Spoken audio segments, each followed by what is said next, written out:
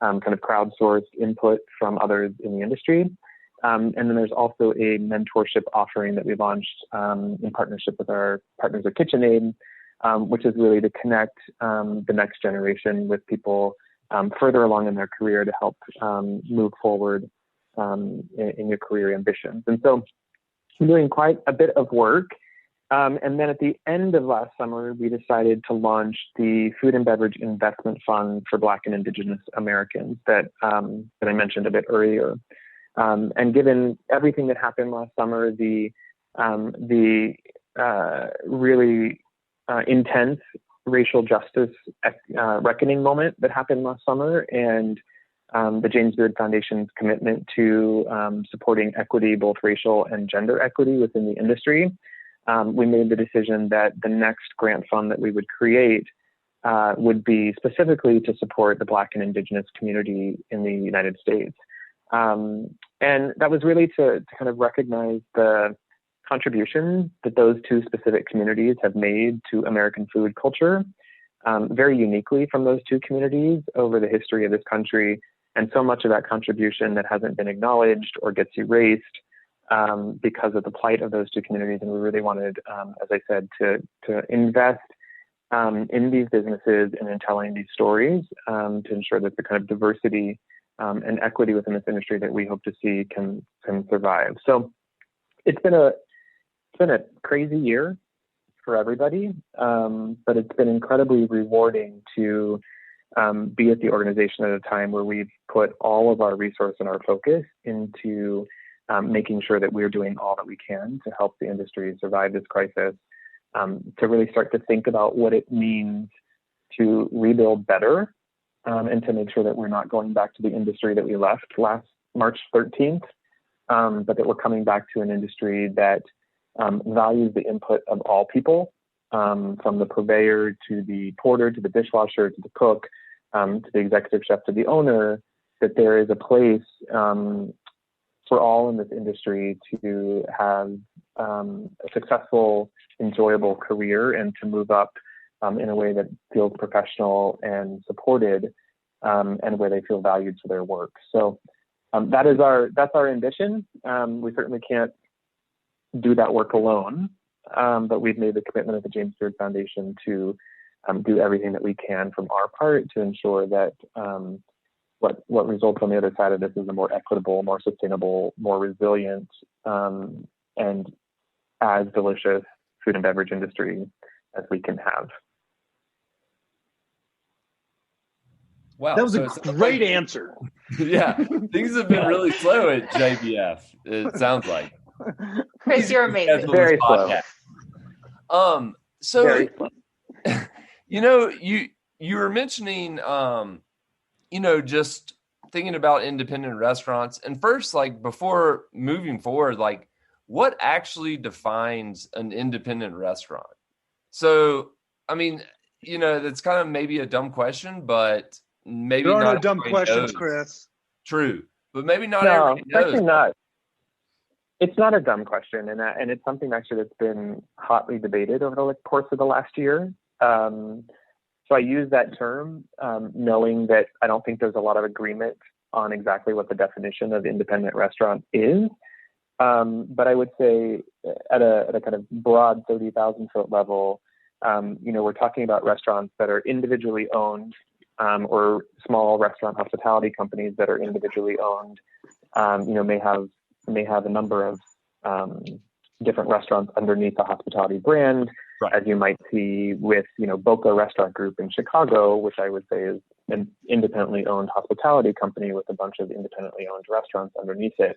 Yeah. I think what we're not talking about is, corporate owned chains, those types of outposts, right, that have a location in every city. So, but again, it's a really good question because it's been pretty hotly debated over the course of the last year, when it comes to trying to carve out financial support just for independent restaurants, in stimulus bills or with the latest conversations under this administration in the relief package that's been proposed, how to carve out exactly what is what constitutes an independent restaurant.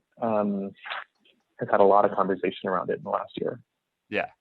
And moving on with that, another question for you I had is, talking about equity and inclusiveness and kind of honoring indigenous food cultures and different things like that. How does, obviously this year JBF isn't doing their famous, James Beard Foundation Awards. Mm-hmm. So moving forward though, how might the awards change, or how might you kind of create a more equitable or highlight some of these indigenous kind of food cultures?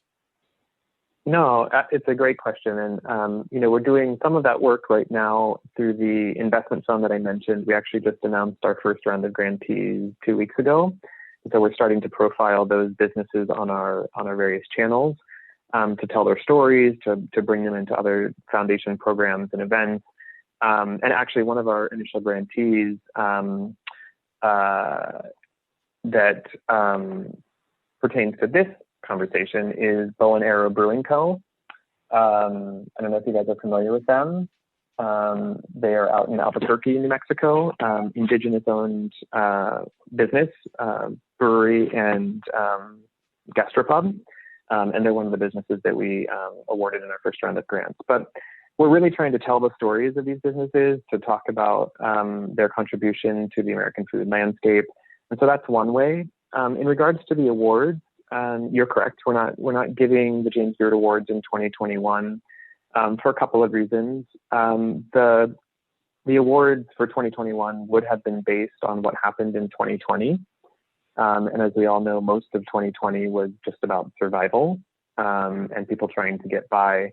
And so it certainly didn't feel right to try to judge people for what they accomplished in 2020.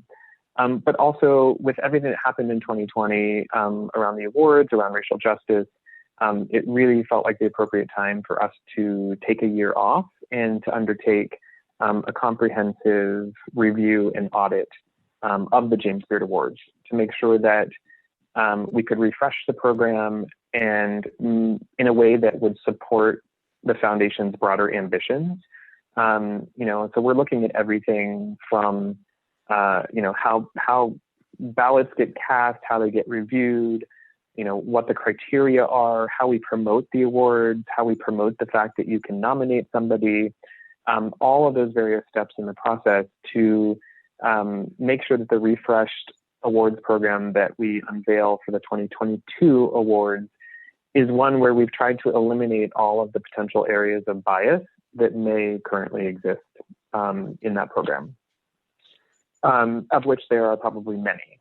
We're still starting to unearth those as we speak. But, I think it's a really important moment for us to work with our various stakeholders to look deep inside that program and to figure out, what needs to evolve, what needs to change, so that the James Beard Awards, as we move forward, are truly reflective of the food and beverage industry in the United States, not just a segment of the food and beverage industry that has historically had access to those awards. So it's a huge undertaking, but I think it's a really important piece of the puzzle for us, because getting it right with the James Beard Awards will then let us take our learnings from the James Beard Awards and figure out how we apply many of those learnings across everything else that the James Beard Foundation does. And so that equity, inclusivity are front of mind in all that we do. And we are creating a place for everybody within the James Beard Foundation, a platform that everyone has access to, and where we can celebrate the amazing diversity that makes the food and beverage industry in the United States so great. Yeah, and I mean, that's awesome. And to kind of piggyback on that with Emily, what's happening in the craft brew world here with as far as equity and inclusiveness? I know diversity. Here in Denver we have, is it Lady Justice Brewery where it's an all female? Yeah, what's happening in that kind of realm? Great question, Kris with the C. Good job. Yeah. Well, shout out to my girl, Jen Cuesta, who owns Lady Justice, because I grew up with her and we knew each other before beer. She's amazing. Wait, so did you say that beer is in Danielle's DNA? I absolutely. We may be related. There's another brewery in Denver. It's called Raíces, and they are a Hispanic and Latina inspired brewing company. And I'm seeing on that micro level more ownership and dedication to various cultures of which said owners come from at individual breweries, which I think is amazing.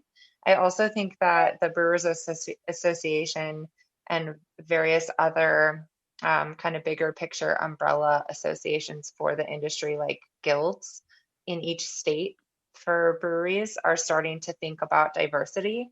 But all that being said, beer has room to grow and in this conversation, quite frankly, as we all do.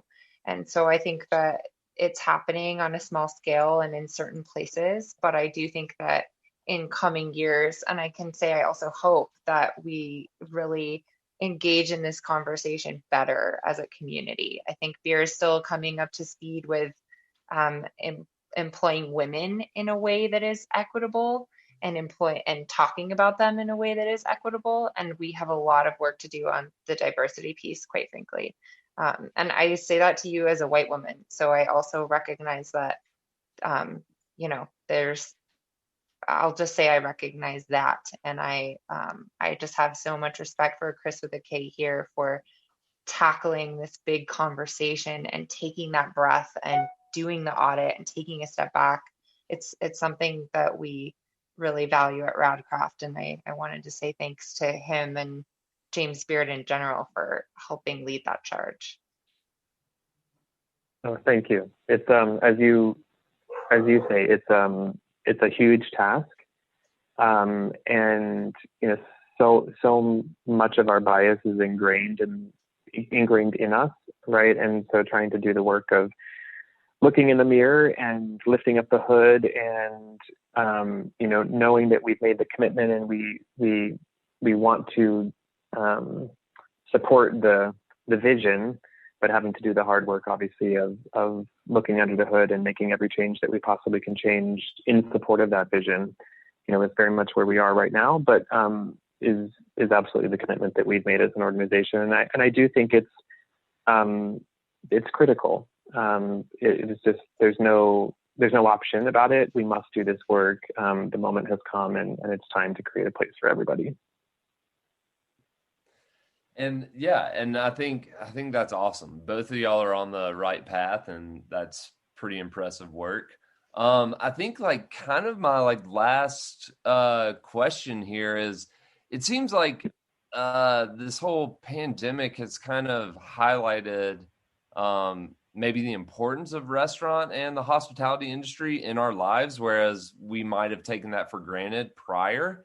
So what do you think are going to be, let's not focus on the negatives of the pandemic. What do you think are going to be the positives that we see post-pandemic in the hospitality industry? Because, there's got to be people out there saying oh, wow, I had no idea how big of an influence hospitality was in my life.